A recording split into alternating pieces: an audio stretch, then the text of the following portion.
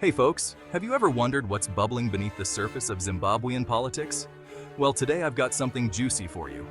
Gift Ostalo Siziba, a notable ally of Nelson Chamisa, was recently spotted in Switzerland.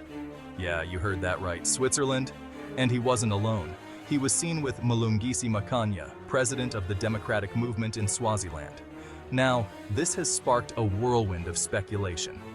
So, what's really cooking? For those who might not be fully clued in, Siziba has been quite the controversial figure lately. He's been tangled in various legal battles back home. Just last month, he faced charges for allegedly defacing campaign posters and hurling insults at a fellow CCC member. And let's not forget, he's also been accused of inciting violence. Not exactly a quiet year for him, huh? But back to the present.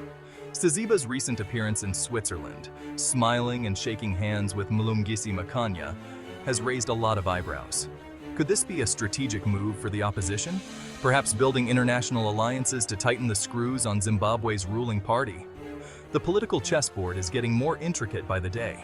To add fuel to the fire, Siziba posted a photo of him and Makanya with the caption, "Africa is our home, the fight is on." Bold words, right?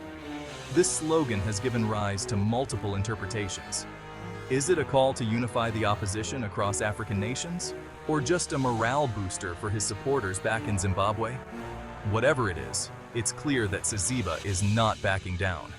President Mnangagwa must be feeling the heat. The Zimbabwean political landscape is already in turmoil with the upcoming elections in Bulawayo. The CCC has fielded double candidates in 2 constituencies, and ZANU-PF has already secured all 10 provincial council seats. The stakes are sky high, and every move counts. So why Switzerland? Could it be neutral ground for forming alliances? Or maybe it's about garnering international support and legitimacy? It's difficult to say for sure, but one thing is evident. Siziba's actions are strategic and calculated. Now, what does this mean for the average Zimbabwean? If the opposition is indeed bolstering their international ties, this could spell a significant shift in Zimbabwe's internal politics. Will it be for better or worse? Only time will tell. In the meantime, let's keep an eye on what unfolds. With the elections right around the corner, every maneuver could be a game changer.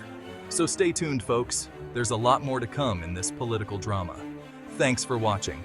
If you found this intriguing, don't forget to like, subscribe, and hit that notification bell. See you in the next video.